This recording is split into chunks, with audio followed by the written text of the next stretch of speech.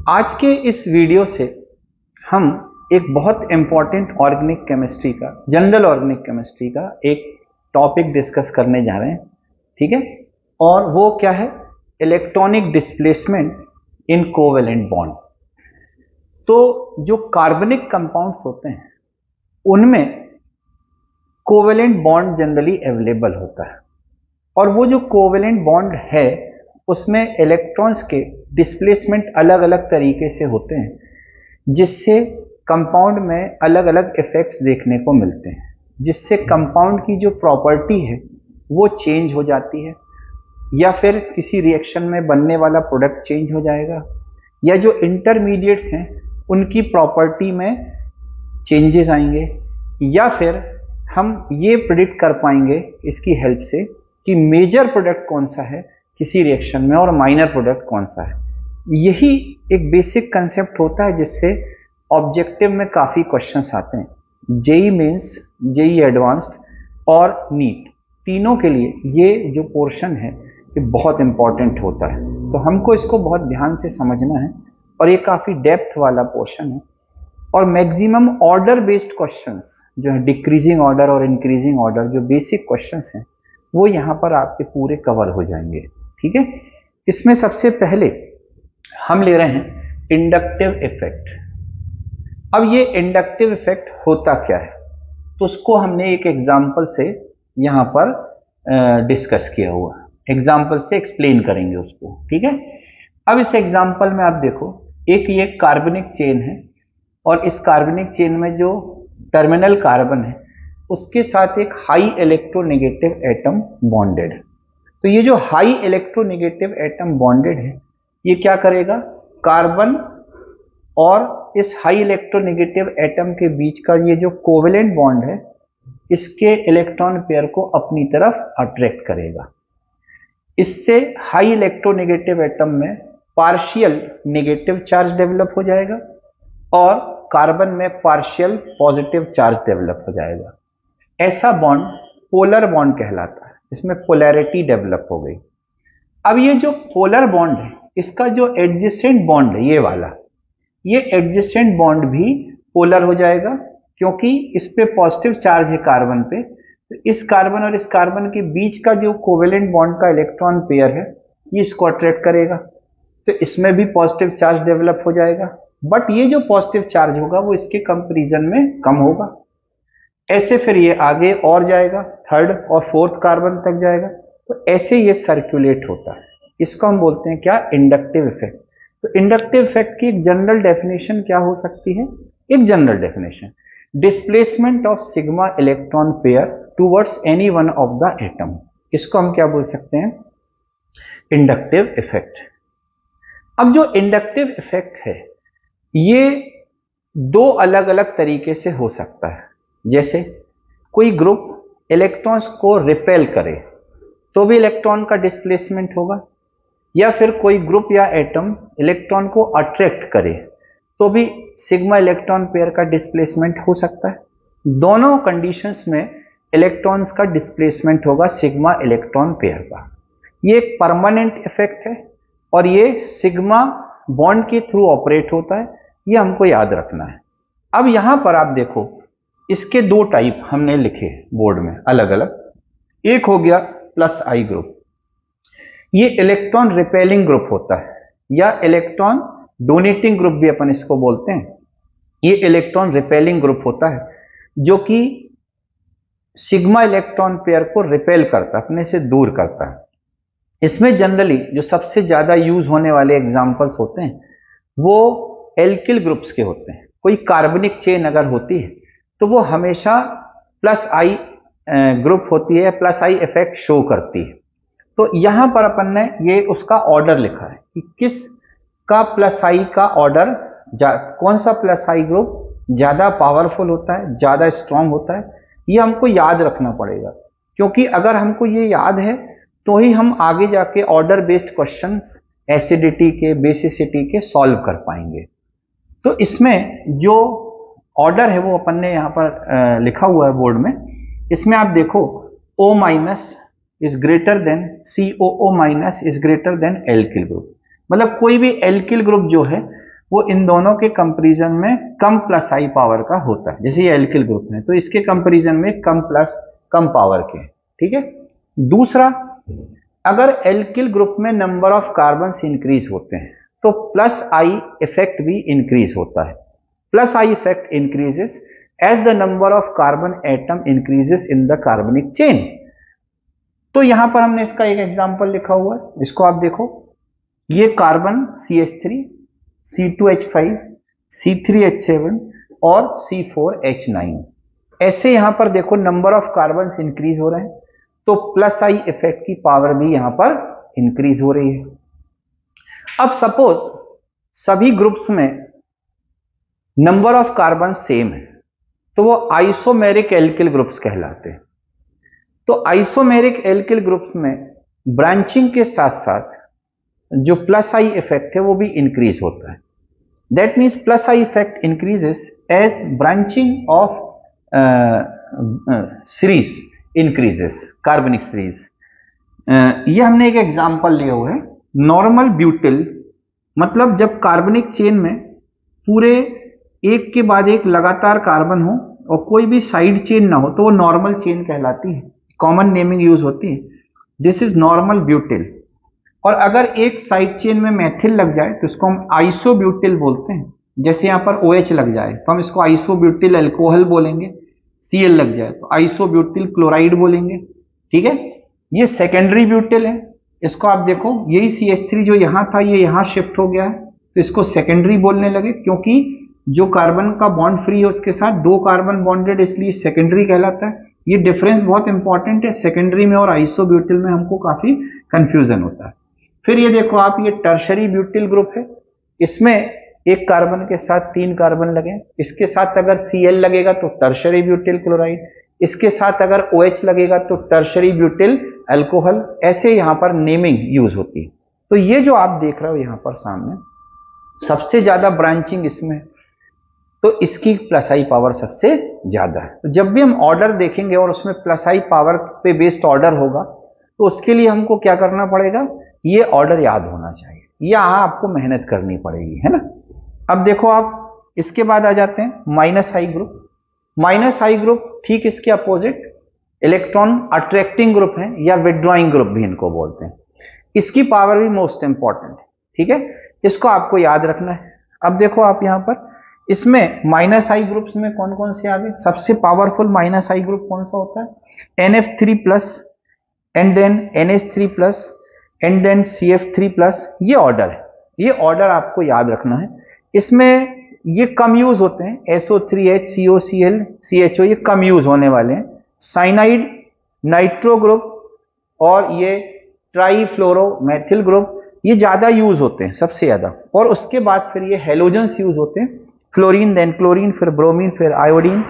फिर ये देखो ध्यान दो, ड्यूटेरियम है ये, ठीक है। तो ड्यूटेरियम का प्लस आई इफेक्ट हाइड्रोजन के कंपैरिजन में ज्यादा होता है। इस पे बेस्ड क्वेश्चंस भी आपको जेईई मेंस और नीट में मिलेंगे। अब इसके बाद इसकी एप्लीकेशंस बहुत इंपॉर्टेंट है, क्योंकि वही एप्लीकेशन पे बेस्ड आपको क्वेश्चन आने वाला है ऑब्जेक्टिव में। तो वो एप्लीकेशंस में acidity of carboxylic acid, basicity of amines, acidity of alcohol, stability of carbocation, stability of carbanion, ये सब हम डिस्कस करेंगे अब इसके बाद नेक्स्ट पोर्शन पे, ठीक है।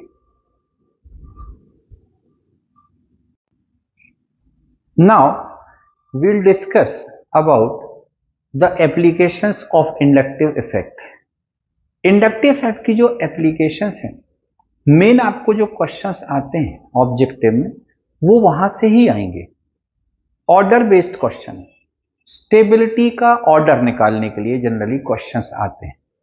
इसमें जो पहला हमने टॉपिक लिया हुआ है वो स्टेबिलिटी ऑफ कार्बोनियम, ये इंडक्टिव इफेक्ट से रिलेटेड है।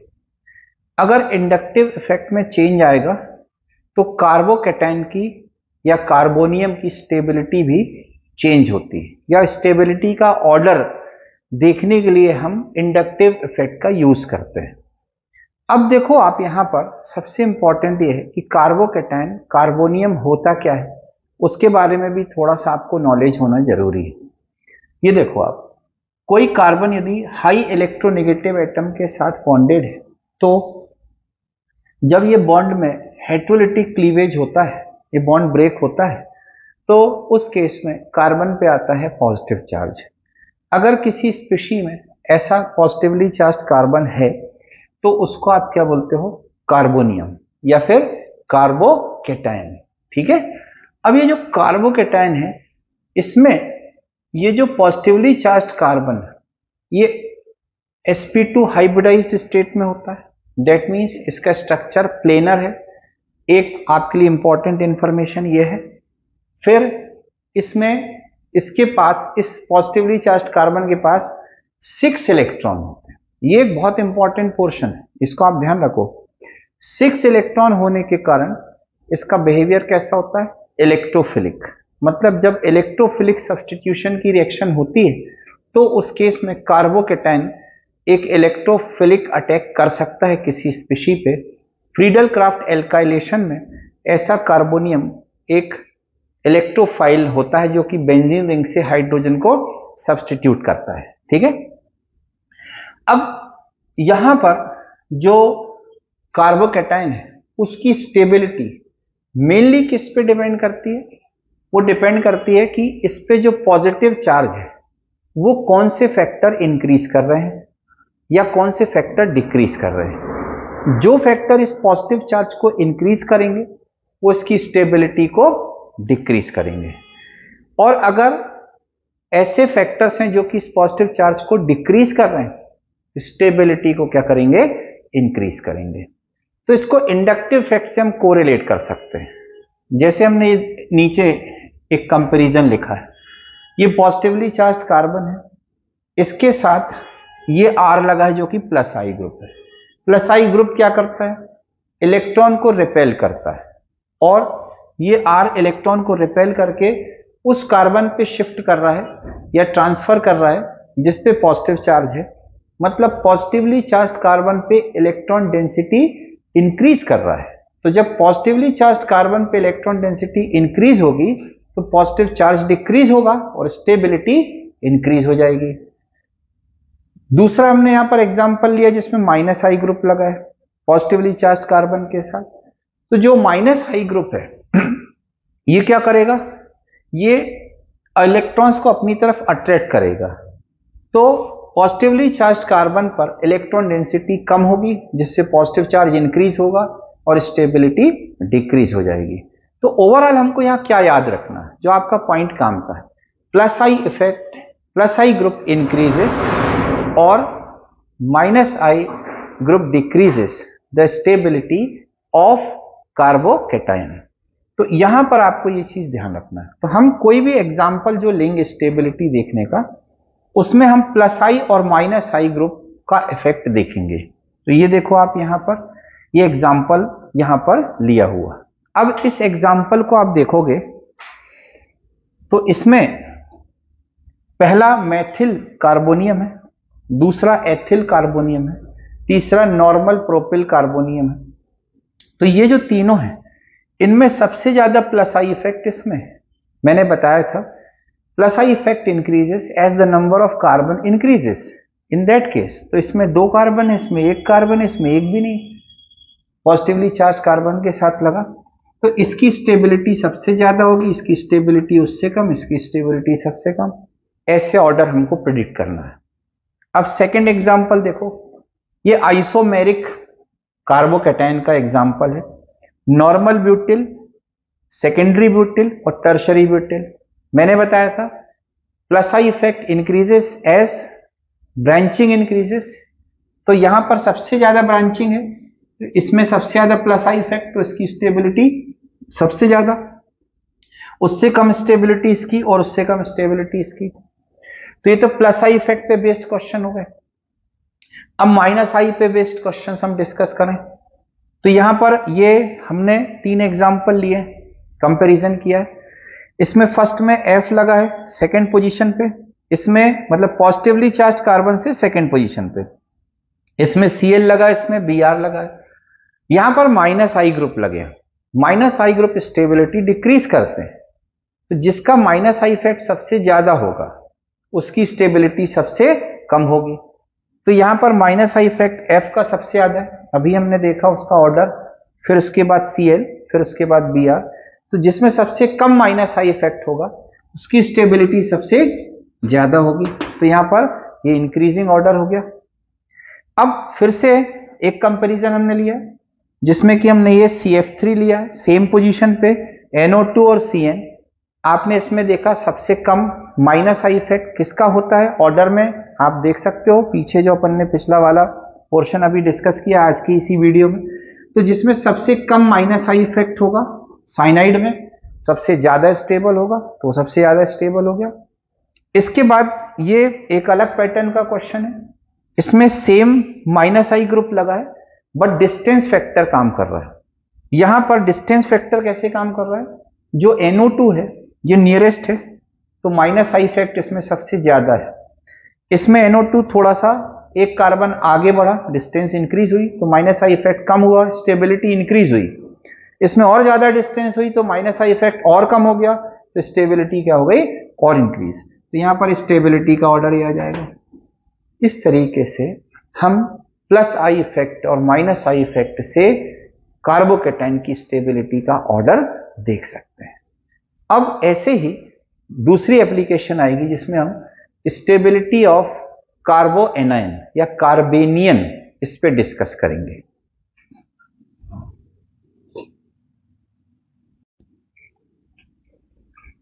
अब हम डिस्कस करेंगे स्टेबिलिटी ऑफ कार्बेनियन, इसके बारे में।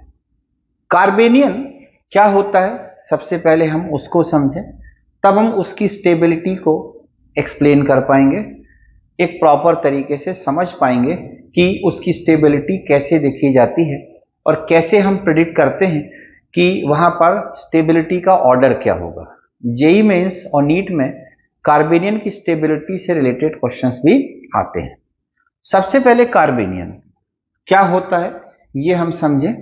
तो कार्बन जब कम इलेक्ट्रोनेगेटिव एटम के साथ बॉन्डेड होता है और उसमें हेटेरोलिटिक क्लीवेज होगा तो कार्बन पे नेगेटिव चार्ज आता है। ऐसा नेगेटिवली चार्ज कार्बन जो होता है वो क्या कहलाता है, कार्बेनियन। मतलब ऐसी स्पीशी जिसमें कि कार्बन पे नेगेटिव चार्ज हो उसको हम क्या बोलते हैं, कार्बेनियन। तो कार्बेनियन जो है वो उसमें जो नेगेटिवली चार्ज कार्बन है उसकी हाइब्रिडाइजेशन स्टेट होती है sp3। उसके पास होते हैं 8 इलेक्ट्रॉन्स जिसमें से कि एक लोन पेयर होता है, इसलिए इसका शेप पिरामिडल होता है जैसा कि अमोनिया का शेप होता है। अब इसके बाद इसका बिहेवियर कैसा होता है, न्यूक्लियोफिलिक, क्योंकि ये लोन पेयर डोनेट करके किसी भी स्पीशी को और ये उसके साथ बॉन्ड की फॉर्मेशन कर सकता है। मतलब ये न्यूक्लियोफिलिक अटैक करता है, इसलिए आप इसको एक न्यूक्लियोफाइल बोलते हो। अब इसकी जो स्टेबिलिटी है वो भी इसके नेगेटिव चार्ज पे डिपेंड करती है। ऐसे फैक्टर्स जो कि इस नेगेटिव चार्ज को इंक्रीज करेंगे कार्बन के, वो इसकी स्टेबिलिटी को डिक्रीज करेंगे, और जो इसके नेगेटिव चार्ज को डिक्रीज करेंगे वो इसकी स्टेबिलिटी को इंक्रीज करेंगे। तो इंडक्टिव इफेक्ट कैसे इसकी स्टेबिलिटी को इंक्रीज और डिक्रीज करेगा, इसको हमने यहां पर नीचे ये लिखा हुआ। अगर प्लस आई इफेक्ट वाला कोई ग्रुप लगा हुआ है तो वो इलेक्ट्रॉन को रिपेल करके उस कार्बन के पास शिफ्ट करता है जिसपे कि नेगेटिव चार्ज है। तो उसमें ऑलरेडी नेगेटिव चार्ज है और electron density plus I effect के कारण इंक्रीज हो गई तो इसमें स्टेबिलिटी डिक्रीज हो जाती है। तो प्लस आई इफेक्ट ओवरऑल इसकी स्टेबिलिटी को डिक्रीज करता है। और माइनस आई इफेक्ट में ठीक इसका अपोजिट होता है, electron density negatively charge carbon से दूर जाती है तो इसलिए इस पे नेगेटिव चार्ज डिक्रीज होता है तो इसकी स्टेबिलिटी इंक्रीज होती है।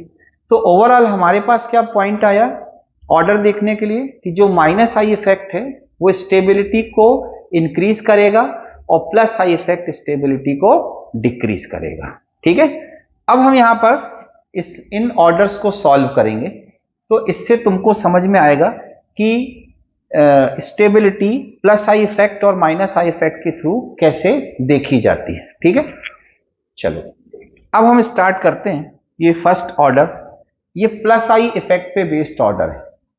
आप देखो यहां पर जैसे जैसे नंबर ऑफ कार्बन इंक्रीज हो रहे हैं वैसे वैसे प्लस आई इफेक्ट इंक्रीज हो रहा है। तो प्लस आई इफेक्ट इंक्रीज होगा तो स्टेबिलिटी क्या होगी, डिक्रीज होगी।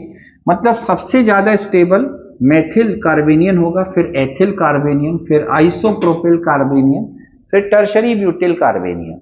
ये सबसे कम स्टेबल होगा क्योंकि सबसे ज्यादा plus I effect tertiary butyl carbanion में है। अब इसके बाद ये एग्जाम्पल माइनस आई इफेक्ट पे बेस्ड है। ये जो ग्रुप्स लगे हुए हैं these are minus I groups F, Cl and Br and the power of minus I group of F is highest। तो यहाँ सबसे ज्यादा F की माइनस I की पावर है, इसलिए चूंकि माइनस I इफेक्ट स्टेबिलिटी को इंक्रीज करता है इसलिए इसका जो ऑर्डर है वो ऑर्डर ही आएगा, क्योंकि इसमें सबसे ज्यादा माइनस I इफेक्ट है, इसमें उससे कम, इसमें सबसे कम। तो हमको प्लस आई इफेक्ट और माइनस आई इफेक्ट देखना सीखना है। अगर हम ये देखना सीख गए तो ये क्वेश्चंस हमको बहुत आसानी से बनेंगे।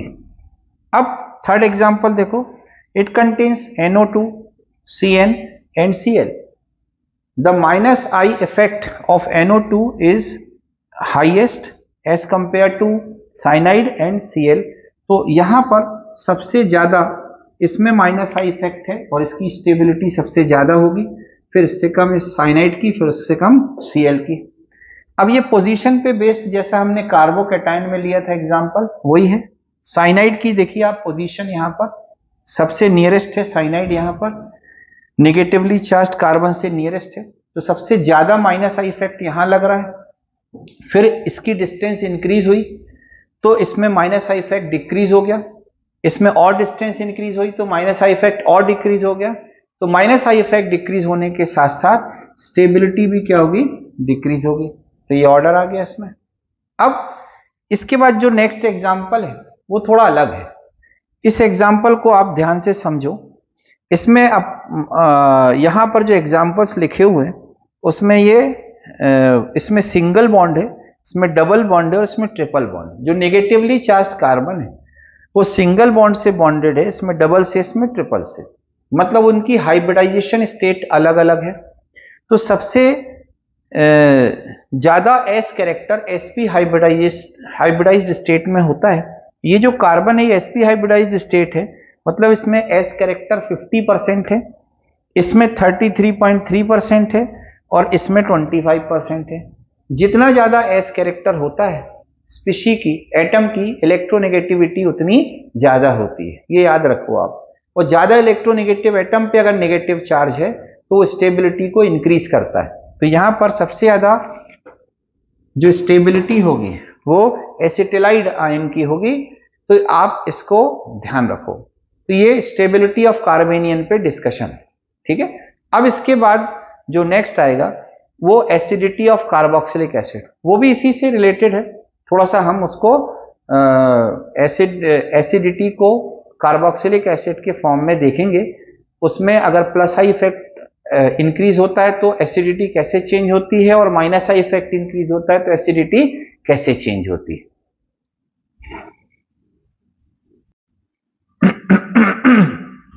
Now we'll discuss about acidity of carboxylic acid.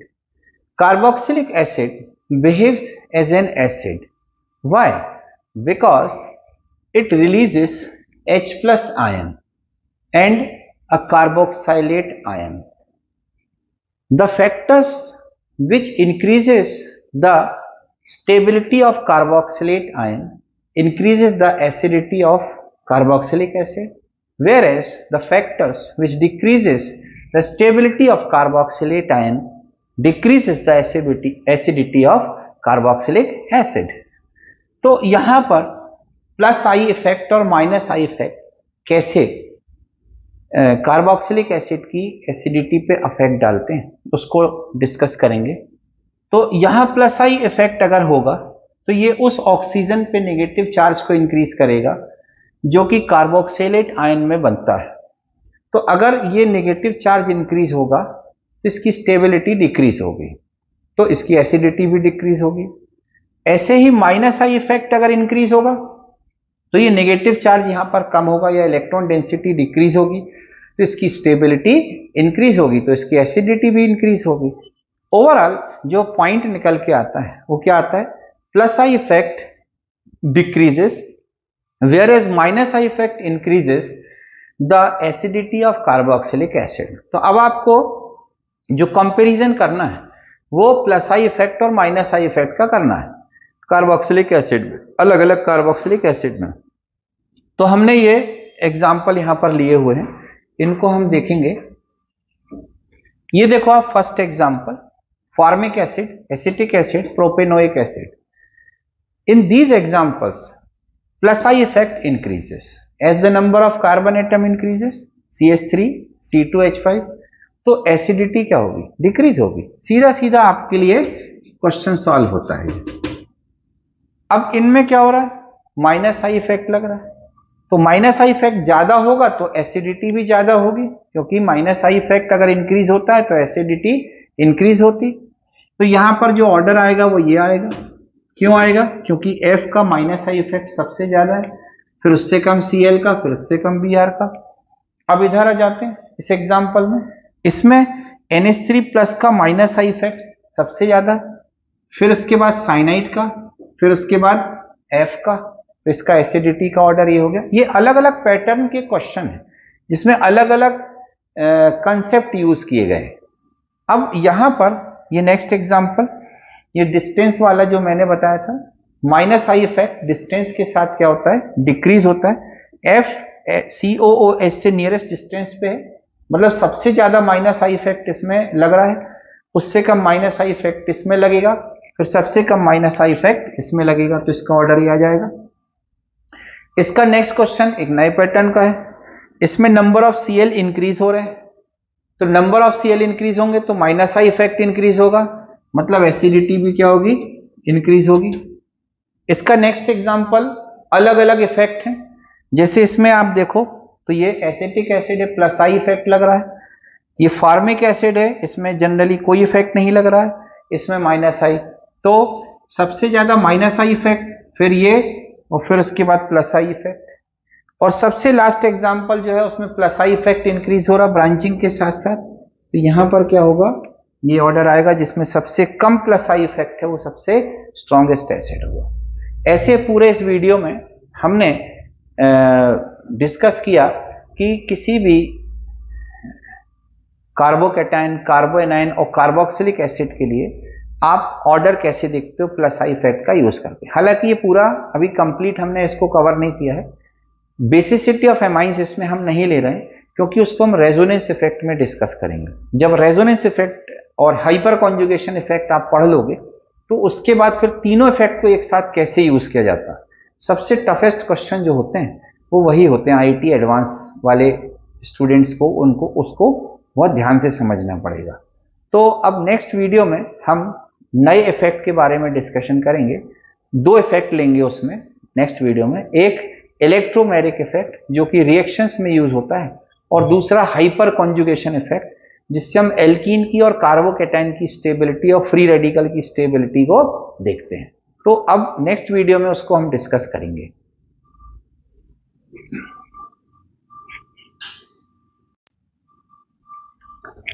December first week से हम YouTube पे एक लाइव क्रैश कोर्स स्टार्ट करने जा रहे हैं। वो जो लाइव क्रैश कोर्स होगा वो हम जनरली रात में 8 बजे के आसपास स्टार्ट करेंगे, जिसमें जो स्टूडेंट्स मान लो किसी कोचिंग को भी जाते हैं, अगर वो अटेंड करना चाहें उसको तो अटेंड कर सकते हैं। और रात में 8 बजे से उसको स्टार्ट करेंगे। 1 घंटे का वो लेक्चर रहेगा, या तो वीक में 4 डेज या 5 डेज। उसमें एक कॉम्पैक्ट मेथड से पूरे कोर्स को रिवाइज कराएंगे, खास करके 11th का पोर्शन जो कि स्टूडेंट जेईई जनवरी अटेम्प्ट में देंगे, उनके लिए 11th का सिलेबस रिवाइज करना बहुत ज़रूरी है, क्योंकि उसके बगैर आपका स्कोर उतना स्ट्रांग नहीं हो पाएगा। अगर आपने 12th में 11th का पोर्शन रिवाइज नहीं किया है तो एक फास्ट रिवीजन आप वहाँ पर YouTube पर देख सकते हो, जो कि लाइव लेक्चर्स रहेंगे, सभी स्टूडेंट्स वो देख पाएंगे।